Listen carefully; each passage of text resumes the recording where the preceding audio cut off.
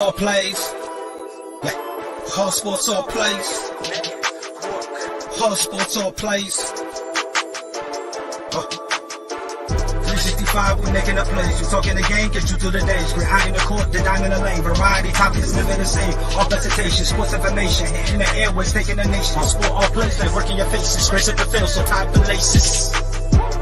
All sports all plays.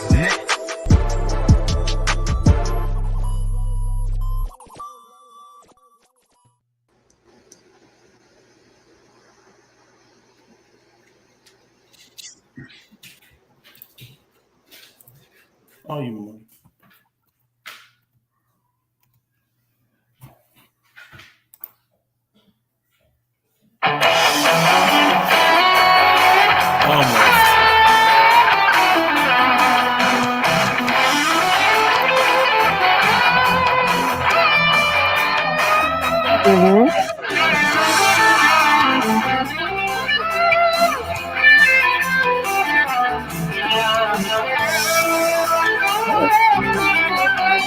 No, don't play it. Come on, let's go.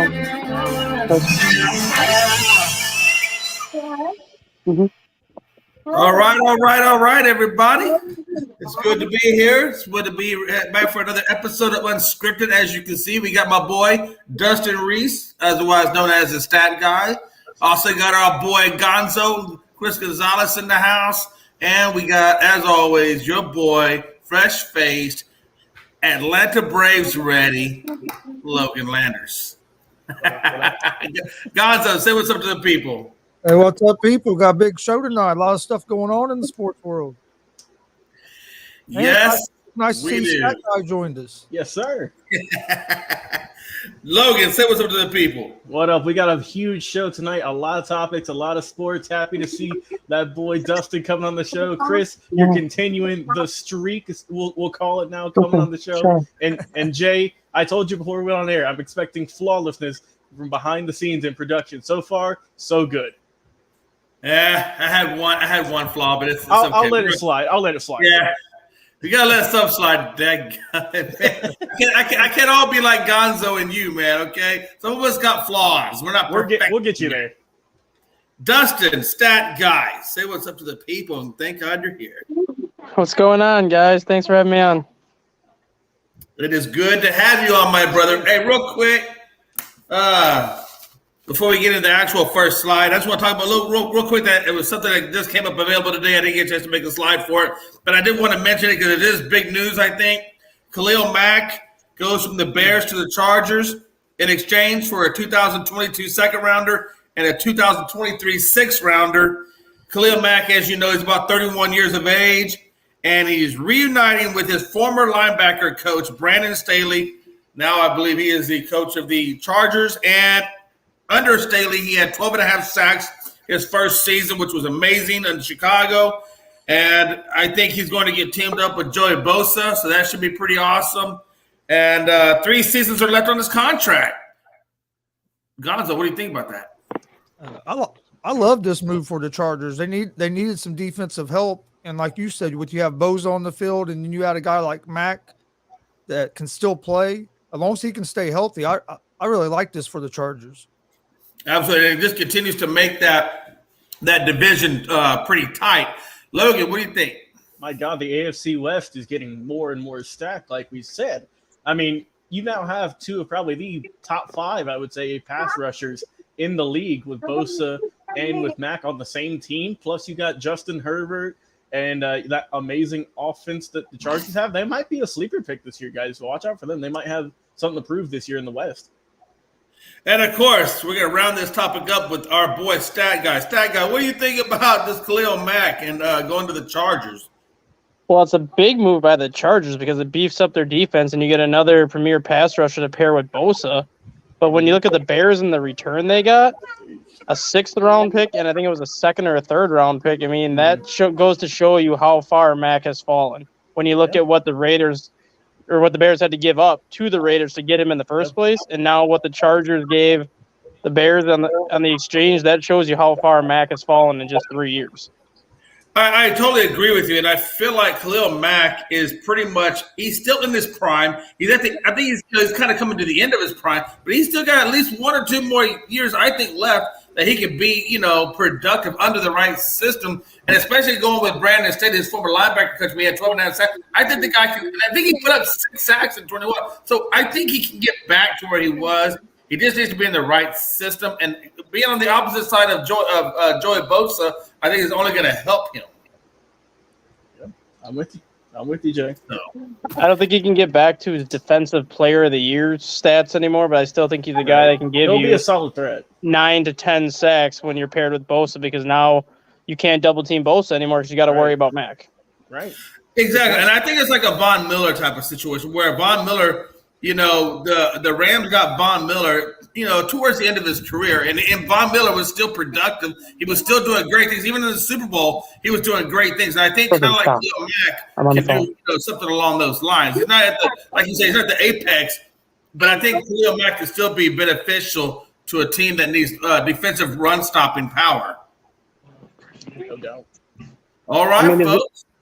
Go ahead, Stat Guy. Is it going to matter in the end unless Brandon Staley decides to take field goals instead of going for it on 4th down? It's not going to matter what defensive help they bring in. That's a great point. We've been kind of tossing this subject around here a little bit on other shows, and we're talking about Calvin Ridley being suspended a year for gambling. And there was a lot of good points that have been brought up about this, and I know we were going to talk about this yesterday, but we wanted to kind of dive into it a little bit deeper, so we made it a whole little subject matter here.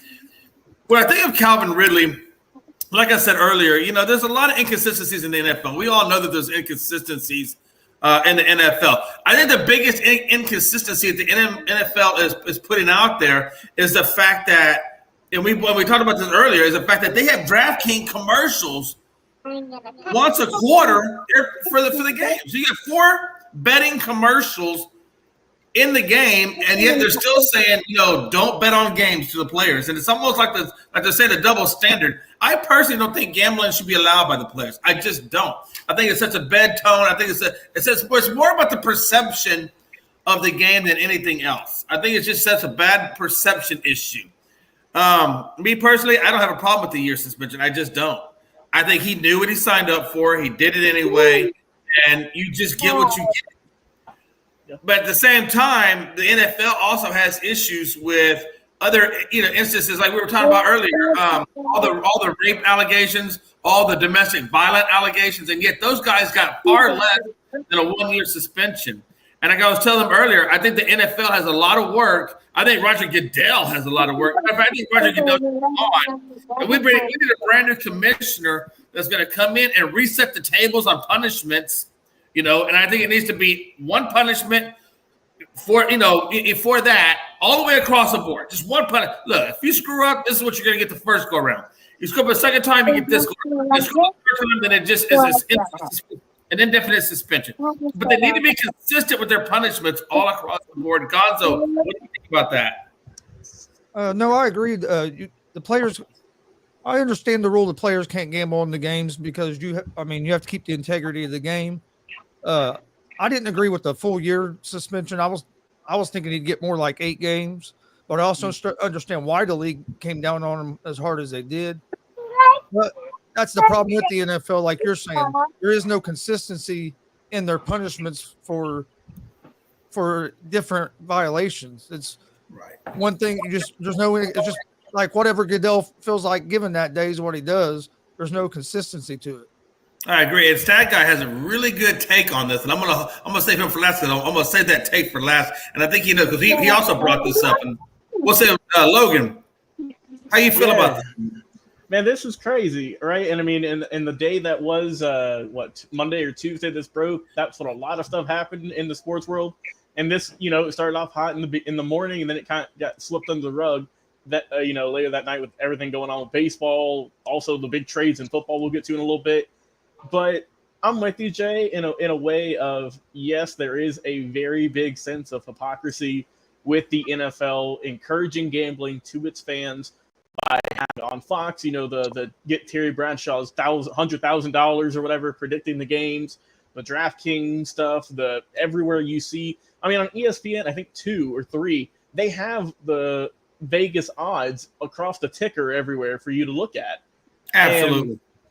And for Calvin Ridley, right, he wasted $1,500 in exchange for the 11 or 12 million he would have gotten this year. So was it worth it? No, not at all. He wasn't with the Falcons a lot this year, stepped away for mental health reasons. And it happened right around the time that he was popped for doing this. So it was early November, I believe, the November 5th. I think it happened throughout an entire week where he was betting on the Falcons, his team, as well as other games in the league, which you can't do that. You just can't. I mean, you can go back all the way, Jay, to back with, Shoeless Joe Jackson and them rigging the World Series, right? That's always the big one people look at. And I know the Falcons weren't the greatest team this year, but nonetheless, you're still betting, you're still putting money on the line that you think that your team is going to win. And I get he wasn't playing for them at the time, but still, I mean, who's to say, right? Who's to say that he couldn't have texted Matt Ryan or Kyle Pitts or whoever on his Falcons team saying, hey, I got a little money on this game. Can you get a couple more passes to him to this game? We don't know this. You're right. This is all speculation. But I don't think it should have been for a year. I get this doesn't happen very often in the NFL. I feel like there should be, like Gonzo said, there's other crimes committed by players such as domestic violence, sexual assault, et cetera, that have gotten far less suspension games than they should have. And I feel that for this one, they're trying to kind of set a mark of, look, if you do this, then we are not going to play around. We're going to suspend you for a whole season without pay. And, it shows this, it shows the Falcons, it shows Calvin Ridley and the rest of the other players and teams in the NFL that we're not messing around. As for the Falcons, they had chances to trade Ridley, that they knew this was going to happen. Teams were inquiring about him, but they were not going to pull the trigger. They were not going to trade him. And so what that tells me is that the Falcons and Ridley have a stronger relationship than what people might think, because there are rumors that he might leave, that, with him, there were some people saying that whenever he took that mental health sabbatical, that he was just fed up with the team, whatever. Well, it tells me that the Falcons trust him. They, that they are not going to give up on this guy. And if I'm Ridley, if I'm him personally, I would give the Falcons another chance, because his contract's going to be up at the end of this year, I believe. And I would still give him an extension. If he can come back and prove, I would give him like a 1, maybe a 2-year deal. And if it works out, great, because he is a very talented wide receiver. Let's not forget that. But just everything that the Falcons organization, Arthur Blank, have done to help him throughout this entire situation, I think that more weighs into it than on the field production.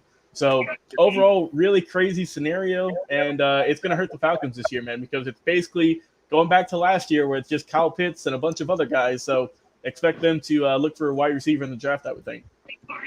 All right, Stat Guy, I know we were on this morning show. You had a really good way of addressing this in terms of how you think they should be punished. Why don't you go ahead and elaborate on that on Unscripted for us and tell me what you think.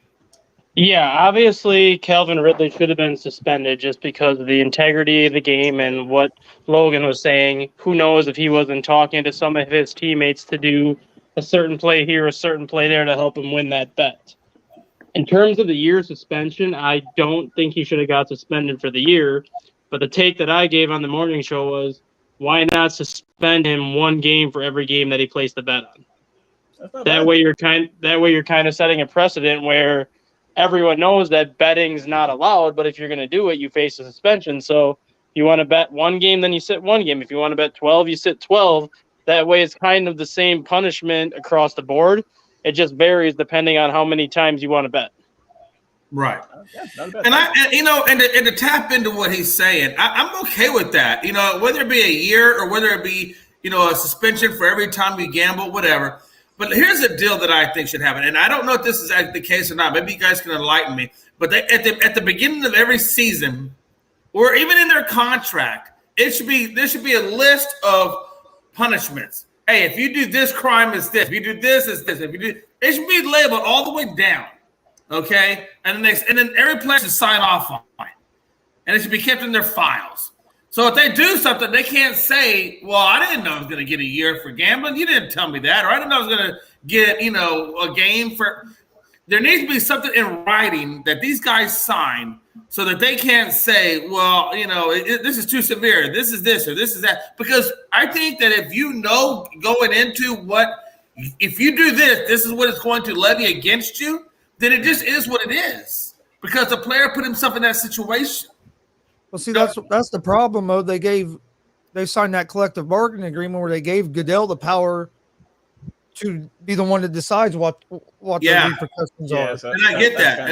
And I think that's something they should go back and revisit. And if you think about it, I mean, look, Major League Baseball banned Pete Rose for life. Right. Yeah. For betting on games. Yeah. Right. I mean, that's a good point. I mean, I guess the season ain't really, if you look at it that way, the season is really not that long. Yeah, it could be. Hey, like I said, look at Pete. Look what Pete meant to base. And here's the deal, though. I do want to make sure, and I can't say if Pete betted as a player, but we know that he betted as a coach. Right. Yeah, as a coach for his team. I don't know, guys. It's to me, I do think Pete Rose belongs in the Hall of Fame, just like Barry Bonds. Let them all in. But in terms of suspensions, you're right. Pete got a time, and this guy only got a season. The only reason another reason why I have an issue with the year is mainly because sports betting is allowed now. It's not allowed in every single state, but it is allowed in a lot of states now. So it's not like he's doing anything illegal.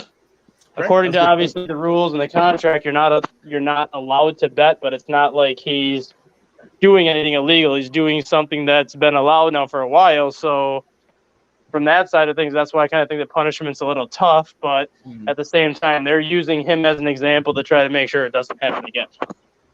And my thing with that, though, Dustin, is this. If I am a gambler, and I don't have inside information as to what they're going to do, then it hurts me. But it could be helping somebody else out. And that's where the issue is.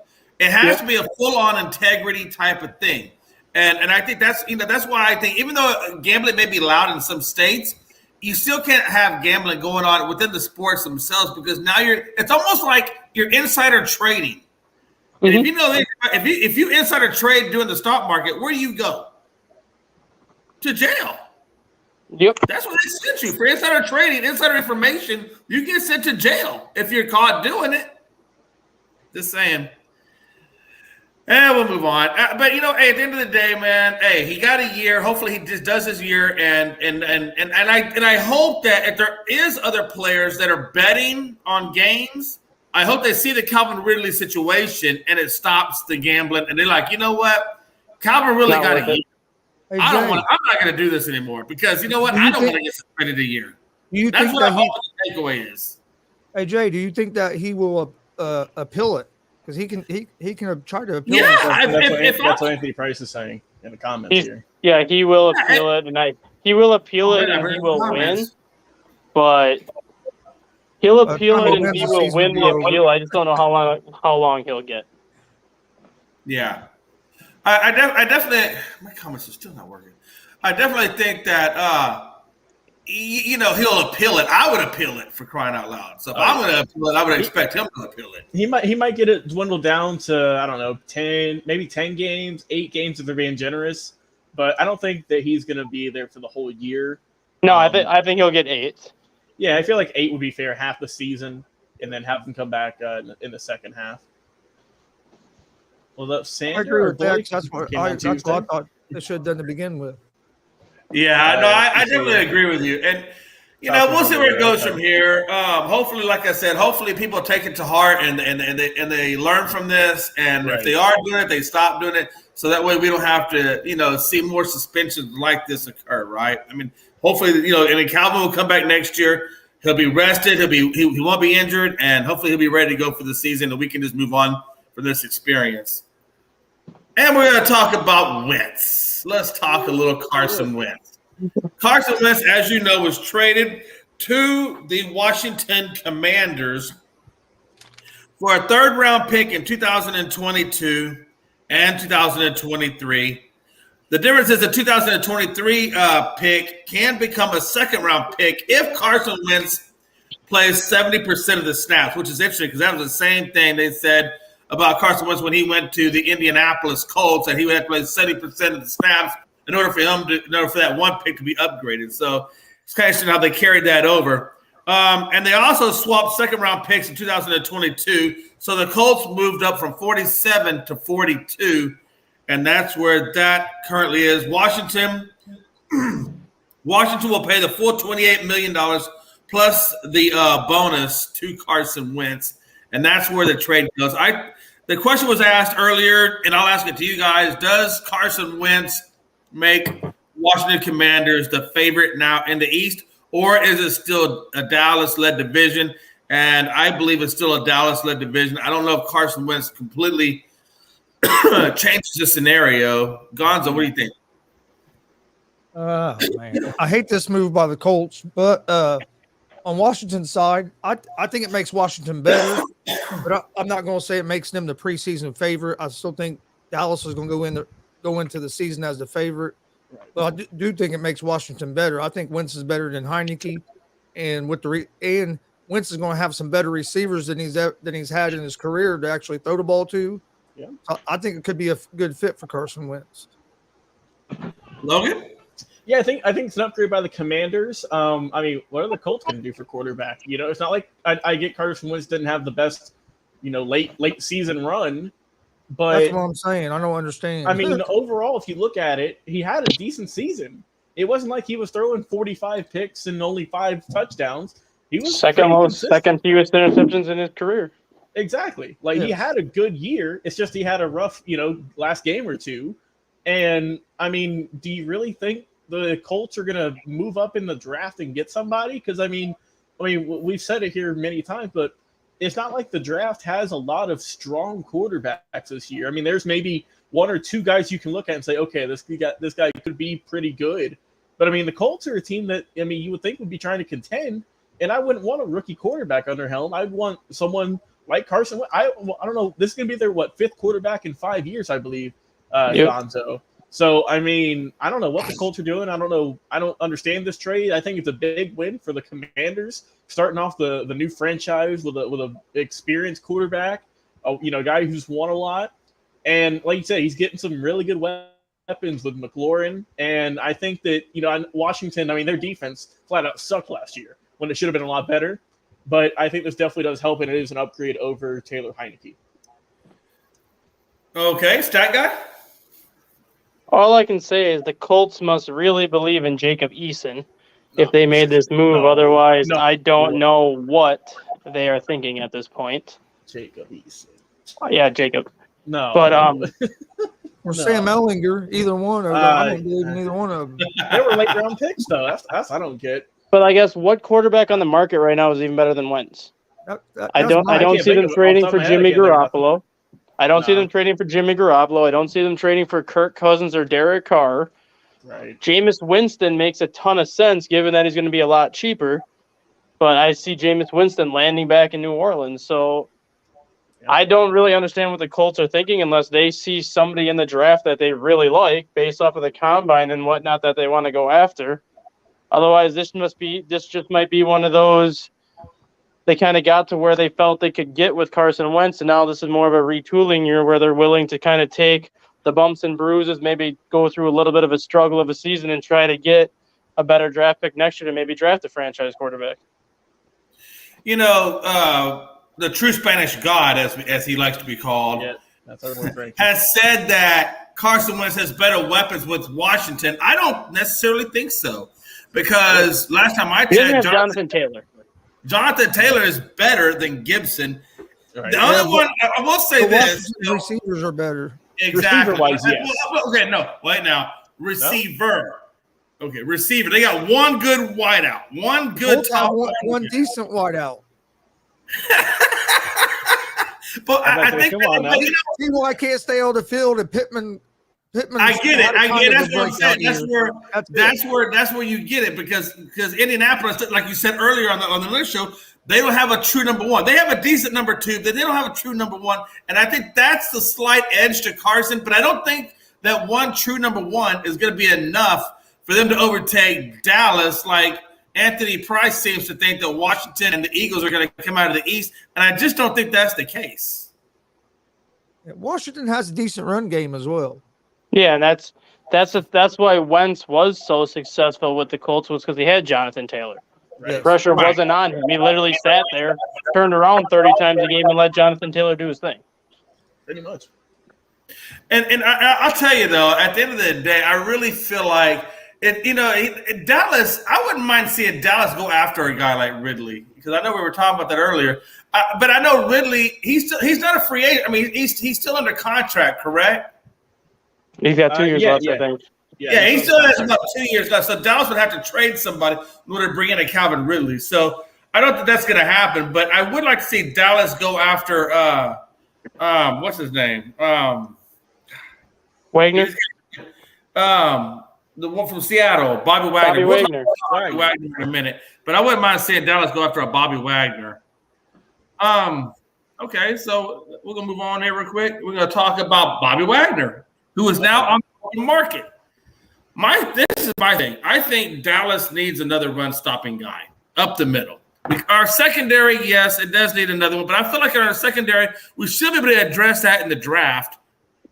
But I think what I would like to see, you got Micah Parsons, who you can kind of have used the pressure of the quarterback. But I wouldn't mind seeing a Bobby Wagner come in and to clog up the middle to help stop on the run defense, because I know our run defense can be suspect at times. How do you guys feel about Bobby Wagner overall? I mean, he's been a solid player. Yeah. I mean, he's been a solid player. He's a little bit up there in age.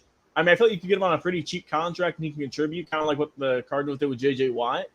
But I don't think he's going to be, the guy we saw 5+ years ago. I think he'll be a solid kind of a locker room leader and decent on the field. But right. I mean, sad to see him go from Seattle, man, because that whole era is now completely done. But they're in rebuild mode, so it is what it is. What do you think, Stat Guy? I absolutely love. Uh-oh. We lost Stat Guy. Oh no! He'll come back. Hey, Chris. Hey, guys, what do you think about Stat? What do you think about Stat Guy? What do you think? He took a break. He said, "I'll be right back." Oh, did he? Okay. But here's one thing about Bobby Wagner, though, too. Dan Quinn was his coordinator in Seattle when they were the Legion of Boom. That's true. So I wouldn't mind seeing. I think it's very plausible that could happen. What do you think, Lo? Do you think it's plausible that Dan Quinn talks to Jerry and says, "Hey, let's go after Bobby"? That ain't a bad idea, because you said that y'all need some linebacking help. Am I right? Yeah, absolutely. We need linebacking help because they had Vander Esch, but he's not under contract. But Vander Esch isn't exactly a run-stopping guy anyway. He didn't really do that well last year. Also, Sanders saying Wagner came off a 130+ tackle year. I don't want my linebackers to get 130+ tackles, Jay. That means they're getting past the defensive line. Absolutely. That's all I'm saying. No doubt. Yeah, absolutely. No doubt, Sander. No doubt. But all I'm saying is he's still a good player. And I think that, like Anthony Price said, he'd go to the Ravens, the Chiefs, or out there in L.A. He'll definitely get scooped up really quick. And like I said, I still see him contributing. Not getting 130 tackles, but I still see him being a very good, solid linebacker. Also, we got our boy Stat Guy back in. So what are your thoughts on this, my friend? Well, at least that's what he said in our private chat, Jay. Am I going crazy? I got to bring him in. Oh, you got to bring him in? Okay. Yeah, that's my fault. That's my production error. Hold on. We'll throw him back in here, and he can give his hot There we go. There we go. So I absolutely love Bobby Wagner, and I mean the guy's had 100 tackles or more every single year but one. And what you were saying that you don't want your linebackers to have 100 tackles, how many defensive linemen in the game actually get 100 tackles? Defensive linemen are usually kind of in that 40 to 50 tackle range because their primary job is to get after the quarterback and stop the run. The one team that I think is going to make a run at Bobby Wagner, ironically, is the Green Bay Packers, and it pains me to say that. And the main reason why I say that is you have Zadarius Smith, who's supposed to get, $19 million this year? Packers are not going to pick up that $19 million deal or $19 million option on Zadarius Smith, which leaves an opening for linebacker, and Bobby Wagner fits the Packers perfectly. Now, Bobby's contract, the last one he came off of was about $16 million. What do you think the Packers offer him? I could see the Packers giving him a 3-year deal around 24. So about 3 years, $24 million. That'd be about $8 million a season. Yep. So that would cut him in half. I think Bobby takes that. I think he would because I think Bobby knows that he's 30. He'll be 35 at the end of that deal. 31 years old. I don't know, man. 31. You're still kind of in his prime. He might look for $10 million. But it'd be interesting to see what they offer him and what he takes. That should be interesting. And let's be honest, Green Bay can't go. They can't give a whole lot now because they are very much over the cap. Yeah, $40 million over the cap. So it's not like they have a crap ton of money to just be given out. Exactly. Gonzo, what do you think about Bobby Wagner? Oh, I think he's still a good player, and he's going to go somewhere and make a difference. I agree. I think he's going to end up in Green Bay because I think they're going to get rid of both the Smiths. I don't think they're going to sign either one of them back from free agency, and I think they're going to try to get Wagner to fill that spot. Frankie brings up a good point. I have heard that the Cowboys are very interested in him as well. Yeah, and that's what I'm saying because Dan Quinn is there. Yes, because Dan Quinn. Right. And you know he's got to be at Jerry's there. Hey, Jerry, we should go after Bobby. I coach Bobby. I know what he can do. He'll do great things on the run defense. Let's go get Bobby. You know, I mean, you're talking about an 8-time Pro Bowler, and he's only 31. Yeah, he's still in his prime. I mean, he's not out of his prime yet. And I can also see what Frankie was saying about him going to possibly even New England. I think maybe Bill pulls the trigger because they let go of Van Noy. I know New England let go of Van Noy, so maybe they bring in a Bobby Wagner if Bill's willing to pay the money. Because I think Bobby's still going to want 10 to $12 million. He's coming off a $16 million deal. Jerry is focused on something else though. Yes, Jerry is very much focused on. You know what? I don't really think Jerry is. I think Jerry's like, yeah, okay, you got me. All right, how much owe you in child support? Whatever. I don't know. All right, we'll see. I mean, Jerry probably don't even. Well, but I loved her, Jerry. I loved her. Oh man, that was my best Jerry Springer impersonation, but it's all good. Who is the sixth man of the year, guys? Who do we have as sixth man of the year? I will tell you, for me personally, I had Tyler Hero as a hero. Is it hero or hero? I know I'm probably saying his name wrong, but I got Tyler Hero as my sixth man. He's a leading guy coming off the bench from Miami, and he's averaging for the year 20 points. 4 rebounds and 3 assists. I mean, you can make a lot of arguments out there between Jordan Love, Crowder, a few other people out there. But I really do like the way Tyler Hero is playing. And I think he's doing a hell of a job coming off, and especially where, Miami is in first place and he's averaging 20 points coming off the bench. That's pretty damn good. How do you feel about that, Gonzo? Yeah, I like Tyler Hero as well as the sixth man of the year. Like you said, 20 points off the bench. He's on track to be the 5th highest scoring player ever to be a reserve player in NBA history. Yeah. If he keeps up what he's doing. So, yeah, I think Hero's the sixth man of the year right now. Logan? Yeah, I like Hero. Like you said, Kevin Love's been doing a very good job for the Cleveland Cavaliers, who have been, kind of surprising a lot of people. Also, I think Kelly Oubre needs to be in the discussion also, about 16 points a game coming off the bench. But I will give the edge to Tyler Hero at the moment. The Heat, very good team. We'll talk about them in a minute. But I think like Gonzo, like you said, he's just having too good of a year. And I mean, we sixpence. How many times did Lou Williams win that damn award? Yeah. And then Anthony Price comes in with Melo. I just don't see Melo as being the sixth man of the year. Nah, Anthony, go. We'll come back to you in 10 minutes once you get the liquor out of your system. Come on. Why did that put him on a 10-minute timeout? I'm about to say, Anthony, you need to take a break from commenting for a second. Go outside, look at some grass, get some fresh air, and once you sober up, you can come on back in. He said, just take your break. We'll talk about it. We'll cruise, whatever. Yeah, I mean, so I think we're all kind of in agreement that Hero is the guy in terms of the sixth man. And like I said, you can make a case for Jordan Love too. I mean, Jordan Love is still playing really good. Kevin. Jordan Love ain't getting any playing time. What did I say? Did I say Jordan Love? I don't know why I'm saying Jordan Love. Kevin, thank you. Kevin's the one who's playing any ball right now. Jordan's still riding the pocket. Yeah, I really should I got to keep my sports segregated. In my brain, they all get jumbled up. He said, Exactly. Exactly. Go get your mind right, Anthony. Come on. All right, man. Hey, we're gonna keep rolling. So dark house. Good point. He said, so how come the Heat and the Suns don't get the respect that they deserve? I can answer this one in 2 words. You know what? Hey, I'm gonna let you go first, Logan. What you got for me? Small market. That's it. I mean, it's Miami, right? One of the best places to go in the world in Florida, yet somehow they don't get any recognition. They won title after title, back with LeBron. They were a hot team. And then seemingly they fell off a cliff and no one wants to talk about the Heat anymore. Then they came to the bubble, almost won against the Lakers, right? Pushed them to their limit. And then everyone just kind of forgot about them, Jay.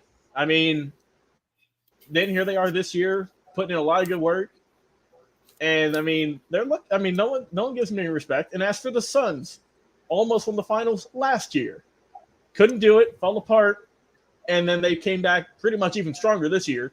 With Devin Booker, Chris Paul, Ayton, and whoever else having better seasons. Cam Johnson. I mean, yeah. We like you said, markets and media, they sit there. You talk about Carmelo Anthony and the Lakers for 45 minutes, though they're not doing anything good this season. But yet here are the top, 2 of the top teams in not just their respective conferences, but in the NBA, and they can barely get a game on ABC or ESPN. That's just how it is. And I mean, that's why we put this topic in here, Jay, because both of them deserve respect. If I could have put them in there, because it would have been too many words, I would have put the Memphis Grizzlies in here also. But it's just that small market stigma, and I don't get why, because you have good players. You have Jimmy Butler, you have Chris Paul, you have Devin Booker. And I mean, those are household names. If you're an NBA fan, you know those names, and you know how good they are. But for whatever reason, they just, they can't get any love or respect from the media. I don't get why. And the thing for me, honestly, is Phoenix is like 54-13. I mean, Phoenix is already. Yeah, they've already clinched a playoff spot. How are we? And they clinched a playoff spot without having Devin Booker there, because let's be honest, he was on COVID, and they also did without having Chris Paul because he's got that injured finger. And these guys are still rolling. I mean, they're not slowing down. Matter of fact, Phoenix is on a 2-game winning streak. So they're and they just beat who did they beat? I think it was they just came off a big win. It's like in my brain right now. Well, I think it was the Bucks, wasn't it? I think it may have been the Bucks. I know they came off a big win. But at 53-13, man, how are we not giving them the love that they deserve? I mean, and let's be honest, Memphis has quietly crept in. I mean, Memphis is now sitting at number 2. I remember when Memphis was like around 4 or 5? Right. And I mean, they're a top 3 team, like you said, in the West. Not in the East, but in the West. We got Ben Sutherland chiming in. Sup, guys? Hey, man, we haven't heard from Ben. It's been a hot minute. It's good to see you, Ben. Buddy. He's saying that they should both get more respect. Then Iverson Vlogs on YouTube with a good comment saying the Suns beat the Heat last night by 21. That's what it was. They had Booker last night. But over the weekend, they beat the Bucks without Booker. Yeah. Right. So those are 2, the top teams in the league that they beat. And I mean, there's a reason these teams went to the finals last year. That's all I'm saying. Oh, absolutely, and that's my point. So you got Memphis quietly creeping up, and they're still 8 games out of first. Don't get me wrong, but I remember when Memphis was sitting around the 5th or 4th or 5th seed, right. and now they're sitting up at the number 2 spot, right behind the Lakers. I mean, right behind Phoenix. So I mean, and don't overlook Phoenix. I mean, Memphis. Memphis really needs to get a little more respect. And the knock on Memphis is that they're so young. Right, everybody says, "Well, Memphis is so they don't have the experience," and I think Memphis needs to get more respect as well. But when I look at Miami, they're 2 games up over Milwaukee. Which, by the way, I told y'all don't overlook Milwaukee, because Milwaukee was sitting down at around number 5, I believe it was, at one point when I said that, I said Milwaukee is going to be in the number 1 spot before we go into the playoffs. I promise you. And right now they're currently 2 games out of that spot. So, man, Miami's creeping up. Philadelphia crept up. Chicago obviously is done what I knew Chicago was going to do. Even though I know that you can say they don't have Caruso or stuff like that and Bridges, but at the same time, man, I mean, I just don't think Chicago is the team this year. And I think it's kind of showing, but the fact that I think Miami, I think Milwaukee, and I think Philly are the top 3 teams in the East, and then of course I would go Golden State, Memphis, and Phoenix as the top 3 teams in the West. And I think one of those or two of those, two teams out of those 6 are going to be in the finals. We'll see, but I tell you what, I definitely agree with you guys that they should. Gonzo, how you feel about it, brother? I think they both get disrespected, and especially how does a team that's already clinched a playoff spot, how are they kind of flying under the radar? Exactly. Right. That don't make no sense. It is some of it is the small market. I think also some of it is neither team really has that big household, big superstar that your casual fan is going to know that name as soon as they hear it. I mean, they have big stars for guys like us that cover sports and watch sports all the time, but some of your casual fans still don't know who Devin Booker is. I mean, he's still building his legacy to get to be all the way up there as one of them top superstars. Yeah. So I think that has something to do with it as well. And for Phoenix a little bit too, being out west, that make a lot of their games are on so late that on the East Coast, they're hard to watch sometimes. Yeah, they are. I know Jay struggles to stay awake for those 10 o'clocks. Bro, you don't know. It's rough out here for the whole people, man. But, yeah, like Sanders says, keep on sleeping on Miami. We got a shot to win it all just as much as anybody else. I agree. I say, Sander, you are the reason from our show on Tuesday why I decided to put this topic in here just for you, buddy. Because he went on the show today. He said in about a 5-minute rant, he was talking about how the Heat don't get no respect and no one covers them. Well, here you go, Sander. Are you happy now? That's all I gotta say. Hey, Stag is back with us. Stat guy, you there? My daughter gave herself a bloody nose. Oh, Lord have mercy. Well, hopefully it's not too bad. So let me ask you a question, Stat guy. So we're talking about Phoenix and Miami not getting enough respect. How do you feel about that? Is he still there? You there? Stat guy. All right, we'll come back to Stat guy. Yeah, we'll keep going. I'll tell you what, man. It's been that kind of a show, man. Hey, it's wild. That's all I'm saying. We're living up to our name, Jay. We got bloody noses. We got some heat in the comment. I don't know what's going on tonight. Something's in the water. It's always in the water, Logan, especially here in Georgia. You know that. Oh, yeah. But no, I do think, you can't overlook them. You definitely cannot overlook them. I think Miami definitely has as good a shot as anybody to get in there. I don't want to think that we're trying to overlook that. So we'll see, man. Hey, there's a lot of season left to play, and we'll see where they go from here. Moving on to we're gonna get on over here, and we're gonna go into Kyrie. Will Kyrie Irving continue his momentum the remainder of the season? And that's a good question, guys. Honestly, will Kyrie do that? I think at this point, Kyrie just came off a 50-point game. Kyrie hasn't had bad games. It's just he hasn't played in a whole hell of a lot either because of the vaccination issue. So, he's still only allowed to believe, unless I'm wrong, he's only allowed to play in away games, not on the home games yet. Correct. So we only see him periodically. But I think in the periodic games that he has played in, he's played well. And I don't think that momentum is going to drop off as long as Kyrie doesn't do Kyrie-like things. In other words, doesn't take off on a sabbatical again. What do you guys think, Gonzo? Well, it just depends on what you mean by momentum. Is he going to keep scoring 50 a night?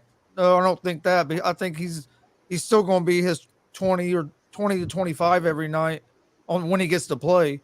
But I do think having to sit out them home games, though, that can mess with your rhythm. Yeah.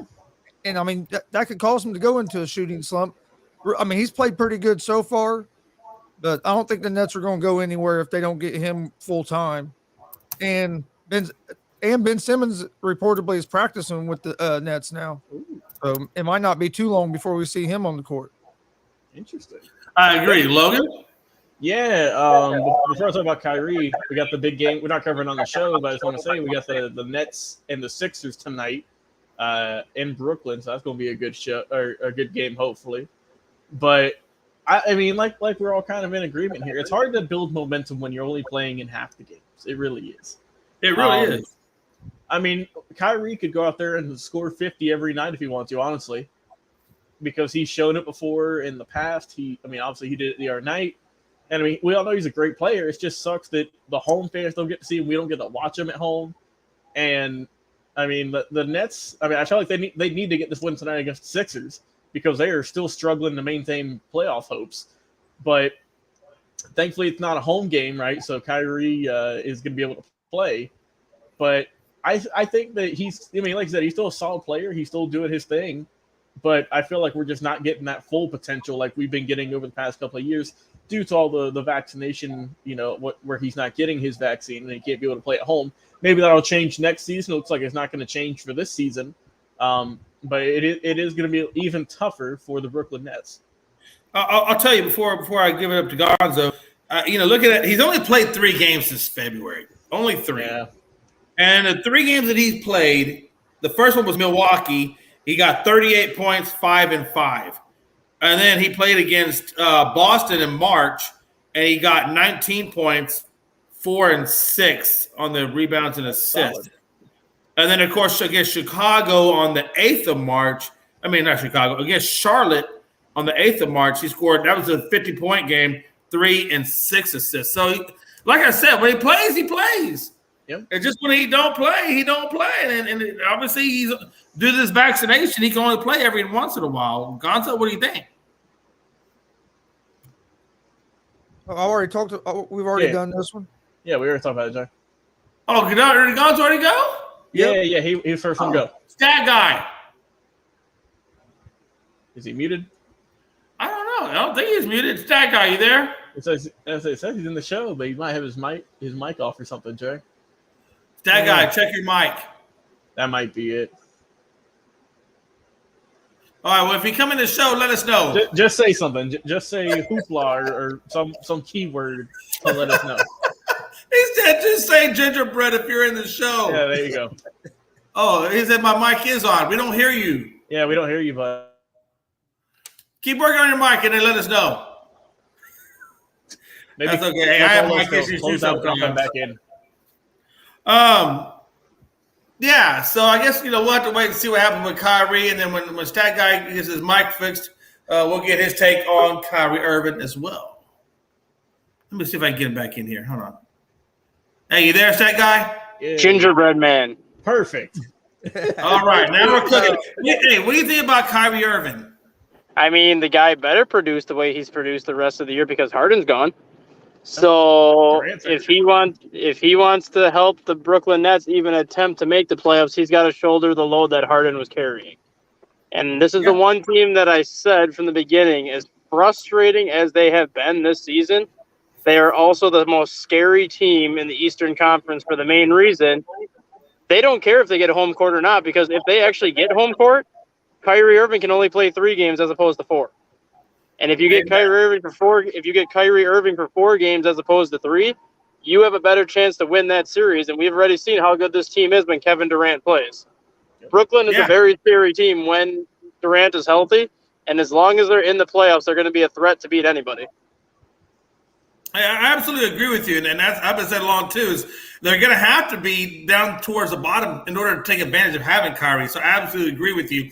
The other question was Phoenix Suns and Miami Heat. Why are they not getting the respect they deserve, Stat Guy? Miami has never gotten the respect they deserve since LeBron James left. And every single year, you see how great of a head coach Eric Spoelstra is. He's not only the most underrated coach in the NBA, but he's the most undervalued coach. And when you look at his winning percentage, he's got a top 5 winning percentage. So the guy flat out knows how to coach. He knows how to put a system together, and he knows how to create a culture. Phoenix, it's Phoenix. When you look at the Western Conference, despite being a terrible team, everyone still talks about the Lakers. Despite struggling and losing, 8 of their last 10 or whatever it is, everyone still talks about Golden State.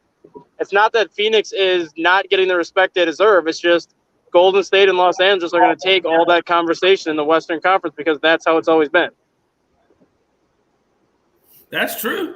That's excellent points. And I agree. In the Western Conference, I think they get overshadowed because for some reason, like you said, we put so much emphasis on the Lakers and other teams that we overlook the ones that are actually making the damn difference. So hopefully that will change, and I think that will change. I think Phoenix Suns are going to have to win a championship if they want that narrative to change, though. Would you agree? I don't know if they have to win a championship, but I think they need to at least get to the NBA Finals. Yeah, I'll give you that. Okay. Yeah, absolutely. Absolutely. All right, we're going to roll on over to Major League Baseball now. I think that's our next topic, if I'm not mistaken. No, we have one more. We have Alex, but this will be a quick one. Alex Ovechkin, third on the all-time in goals in NHL history. Can he beat Gretzky? What did he say? That's a you called him Alex Ovechkin. You said Alex Ovechkin, and I said it's Ovechkin. Yeah, exactly. Ovechkin. Thank you for the correction. I'm sorry that my I don't even know. Is he Ukrainian? A great question. I do not have the answer to at the moment. That sounds like a Ukrainian type name. Ovechkin. Let's see. No, actually, Jay, he was born where Ukraine is not having the good time in. He was born out there in Moscow, Russia. Oh, damn. Okay. Well, okay, that makes sense too. Yeah, I'm about to say that is definitely polar opposites. But, Ovechkin, I think he's not too far off. Correct me if I'm wrong, Logan, but he's not too far off from eclipsing Jaeger. I think he's only he's not very far behind Jaeger at all. And I had it written down. He actually passed Jaromir Jagr on Tuesday. Did he pass him? Yeah, he was one goal. He was one goal behind, and he picked up 2 goals in the game against Calgary to move ahead of Jaromir Jagr. Okay. Because I thought he was right. I mean, I knew he was kind of in there, or he was at least close to it. I had him at he had I think 766. He had 766 goals at 1,253 games. You're right, and Jaeger had 1,733 games to get 766. So he actually got it sooner than what Jaeger did. And Gordie Howe is who I'm thinking of. Gordie Howe is the next guy on the list. Yeah, Gordie Howe is at 801. He's at 766. He's 36 years old. I think he catches Gordie Howe. I think he passes Gordie Howe to become number 2. I don't know if he's young enough to still be able to catch Gretzky because Gretzky is at 894. So that puts him at 128. He passes Gretzky. You think he does? He passes Gretzky because he stays healthy for the most part. And if he's within striking distance, he's going to play until he passes Gretzky. Okay. Hey, you're right. That could definitely happen then because he's only 128 goals from that. And if he's averaging 36 goals, that means by the time if he can stay in the league till he's 40 on that pace, then he will definitely pass Gretzky for sure. He's only had one season in his 13 years where he's had less than 32 goals. Right. So the guy's going to give you 30 goals every single year. So if he averages even 35 goals a year for the next 4 years, that puts him at 140 goals, which would put him ahead of Gretzky. Yeah. Right. So he just has to basically keep this same pace, and before he either at 40 or before 40, he should pass Gretzky. Gonzo, what do you think about Alex Ovechkin? Yeah, I don't think he's going to catch Gretzky. I don't think he's going to be able to keep that pace up for the next 4 to 5 years. As physical as hockey is, I know he's been pretty good or lucky or however you want to say it on not getting hurt so far. But the older you get and the more you play, there's always that risk gets a little higher, especially in a sport like hockey. I don't think he's going to catch Gretzky. You haven't watched him play, have you? Don't be hating on greatness. He said, I'm "Put not hating fingers on him. I just on don't think he's his going to catch name." Gretzky. If you count what he did in Russia, he has over 1,000 goals. Yeah, that's true. And kind of go off that, it's kind of like with Ichiro, right? He should be the all-time hits leader if you count what he did in Japan, Yeah. right? So I mean, the guy's been keeping up his pace since he was 18 years old when he started playing professional in Russia. Isn't that crazy? That's crazy to me. How well you can, because hockey is a very demanding sport. Oh yeah. I mean, I think that he'll beat Gordie Howe like very, very soon. He's only 38, maybe some on goals away from passing him. He'll beat that real quick. And like that guy said, I think that he has a very good chance of beating Gretzky as long as he can stay healthy. And I mean, let's not forget he's played about 200 games less than what Gretzky had to do to get to where he's at, right? Gretzky played in 1,487 games. Ovechkin's currently played in 1,254. So, I mean, that's still a lot of time left if he does, if he still continues to play the amount he does and score the way he has his entire career. He's got a very good shot at beating. I'm not going to say win, but I think that he's going to beat Howe. I mean, next season I could see it, honestly. I think he'd have a very good year. Also finish up strong this year. And, I mean, maybe, a couple of seasons from now, if he keeps doing what he's been doing, he can definitely get close to, if not past Wayne Gretzky. So I think he's got a very good shot at it, too. It's going to be fun to watch. That's going to be something to keep an eye on as the season keeps going. Excuse me. Now we're at MLB Player Association's update. So as you guys know, as everybody knows now, MLB has finally come to an agreement with the Players Association in terms of a tentative set CBA. And right now, I know a couple of the terms that were agreed upon was the minimum salary is going to go from $570 to $700K. And $50 million will be distributed $50 million will be distributed among younger players who have not reached arbitration. Also, it says postseason will be extended to 12 teams. Advertising will now be on the jerseys as well as the helmets. And 45 days they will have to be implemented for the rule changes. And the three that I know are going to be implemented are the pitch clock to 14 seconds, banning the shift, and bigger bases. National League will adopt the DH, the draft lottery. Huh? I said, yeah. Yeah. And the draft lottery will be implemented to discourage tanking. Draft pick inducements will be done to discourage service time manipulation. They will limit the number of times a player can be optioned to the minor leagues, and they're going to keep it at one season. Number of times they can be optioned to the minor leagues in a season. Player salaries will be dropped despite growing players' salaries that were dropped despite growing revenues, and that's basically what led to the lockout, or at least one of the reasons that led to the lockout. I think baseball will return to itself in about 5 years. So they got 5 years basically on the CBA to before the next CBA will be decided on. So we got 5 years at least of baseball until then, folks. Woo. Stat guy, I'm going to start with you first. How do you feel about the whole Major League Baseball and Major League Baseball Players Association coming finally coming into an agreement on those topics? It's about bleeping time, I'm going to start with. Yeah, I agree. They've had 3 years to figure their shit out, and they couldn't figure it out in 3 years. So I guess, not playing baseball for, 3 weeks of spring, 4 weeks of spring training now was enough to get them to be like, hey, maybe we need to grow up here and figure some stuff out. But the whole 5-year thing is what scares me the most. I don't know how familiar any of you are with CBAs in the NFL, the NHL, or anything like that, but most CBA agreements are on a 10-year period. Yeah. So the fact that this one is only on a 5-year period worries me a little bit, to the point where maybe they did not really settle the air as much as they wanted to. Right. And they're kind of settling on a 5-year window right now just to basically play baseball at this point.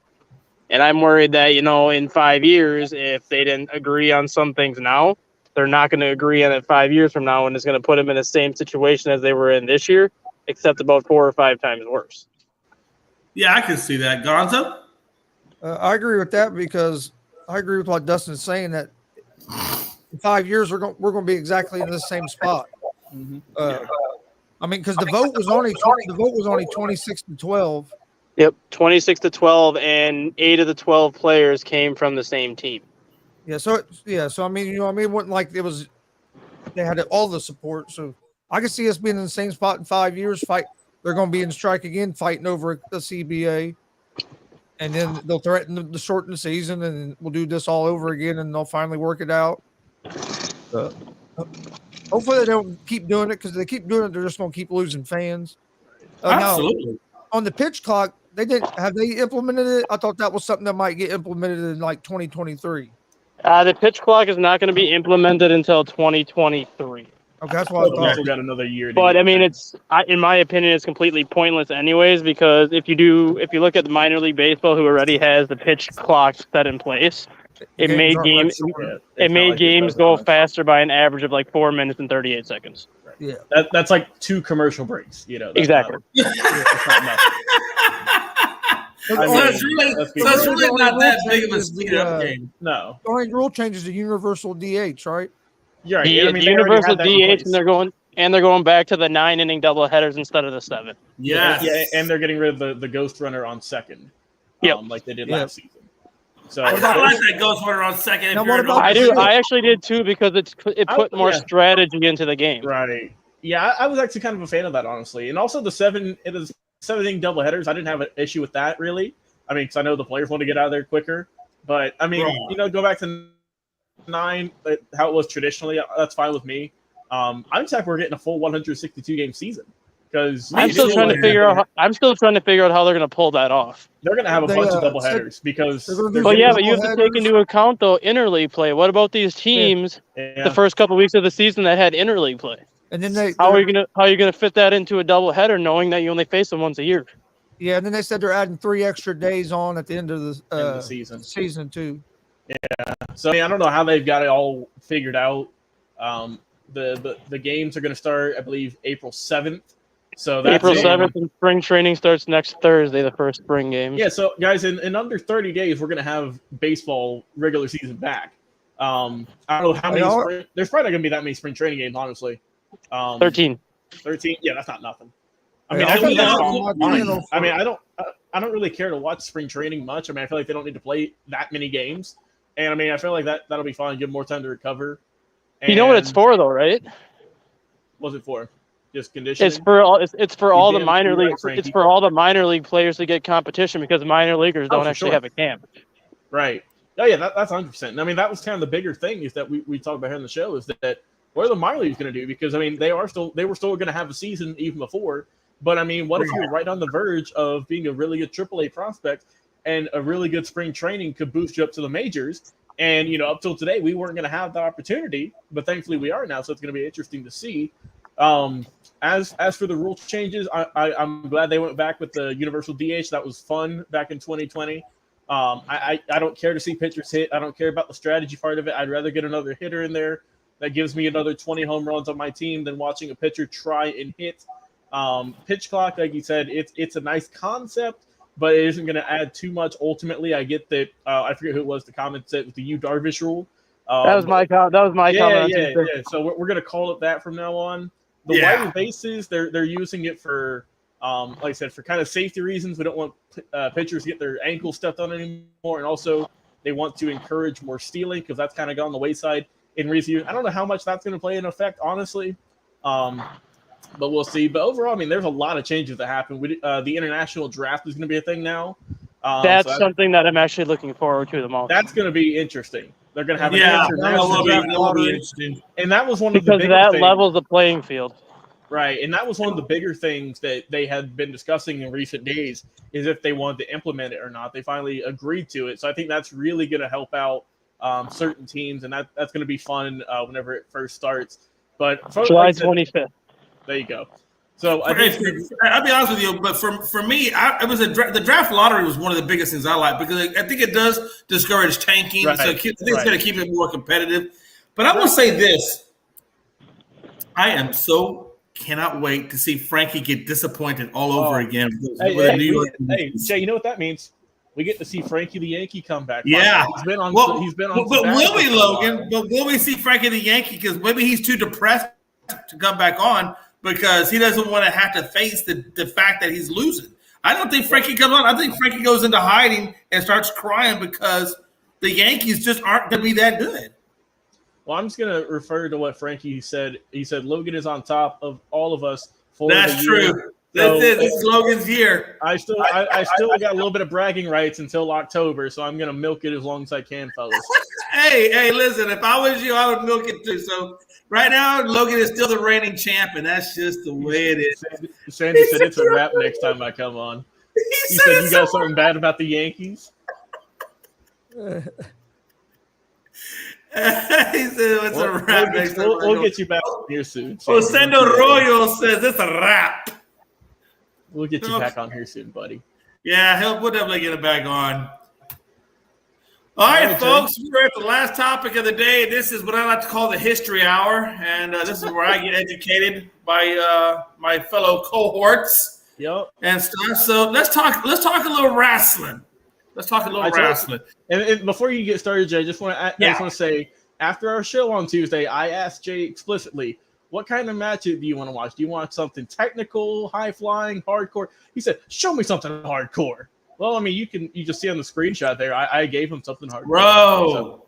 So Jay. Bro, that ECW Taipei don't get no better hardcore than the old ECW. Oh, yeah. Bro. They had straight glass on their hands. So you know that's going to be something crazy. Let me explain to the viewers, right? So this was a Taipei death match between Axel and Ron, real-life brothers. And what they did was they would tape up their fist, dip it in super glue, and then dip that in broken glass and whatnot. And, I mean, you could see them going around the ring, Jay, in the beginning. They were having fans feel on it, and you could see them be like, oh, God. And then one punch in, you just see the blood start flying. One punch. So that's how you know that they weren't messing around with this. So, but I want to get your thoughts on this, though. This wasn't much of a match. It was just more of a straight brawl. It was a straight brawl. There was very little high flying and all that kind of stuff. Now, they did bring out some tacks. So they brought out thumbtacks in this match, too, now. Yep. And they laid out the thumbtacks. So they did do thumbtacks. I will say this. At one point, Axel was peeling the glass off of his wrist and literally carving out his brother's face with the glass. And I was like, get the hell out of here. Because you know that's got to hurt. You know that's going to listen, they use chairs. They're doing all the typical wrestling stuff. But what made it just so gruesome is the way that they used the glass in their hands and the way they carved up each other's faces. And I'm like, man, you know what? Hey, listen, if I had a brother, I don't know if I'm carving up his face in glass, but hey, these dudes did not care one bit. And matter of fact, you got to a point where they even kicked. Well, the first time he hit him, he put a cut on. Ian put a cut on Axel's face, right? And so then the referee stepped in, which I thought was this goofy-looking nerdy dude. I forget his name, but he stepped in. He said, "Hey, the match can't go on." Jay, Alfonso. Yeah, Alfonso. What did you think of Alfonso's shirt, the bow tie? Yeah. When I saw that, I was like, "What the hell?" Jay, that might be our assignment for Saturday's show is Bill Alfonso, the referee. His whole thing was he wanted to play by the rules. He hated all this hardcore crap. He wanted just good old clean wrestling, right? None of this stuff. And so that's why he saw him like, there's too much blood. We can't go. And that's why all the fans hated him. Yeah. But if I can find a match for Saturday, he had a match against Beulah McGillicuddy. And probably one of the most bloodiest. It's even more bloodier than this, Jay. And what was funny though, Logan? A pint of blood loss. They kicked Alfonso out, and then the commissioner Gordon comes in and says, "All right, let's go." Yeah, he said. So I think he left the building, right? Let's get it going. They did, Logan. Those dudes got it going, and it was amazing. It was really good stuff, man. And I enjoyed it. I mean, it was a good wrestling match. It wasn't very long. I think it was maybe like it was maybe like 10 minutes long, 10 to 15 minutes long, and that was about it. Yeah, I think it was 15 minutes long with the entrances and everything. Yeah, and with the stoppage and whatnot.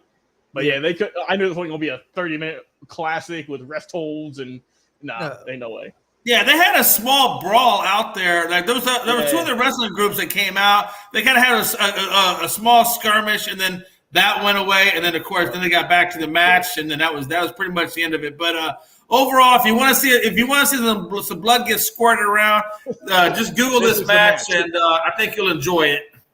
What did you think about it, Chris? No, I enjoyed it. You picked this match? Yeah, I picked this one for him. Another solid match choice by Logan. Then, I had to give Jason the classics. You can't go wrong with old school ECW, especially if you want to see hardcore. Yeah, I mean they're the kings. They're the kings of hardcore. If this is your type of wrestling, you're gonna like it. If you don't like it, you'd hate ECW. That's all I got.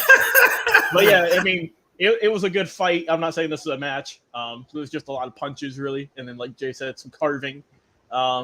But yeah, I mean, it was entertaining. You can say that, and there's a reason these two won Feud of the Year in I think '95. So yeah, I'm going to an independent show here at the end of this month, and they're doing a Taipei death match. Really? But what they're doing, they're wrapping their hands, dipping it in glue, and then they're dipping them in thumbtacks.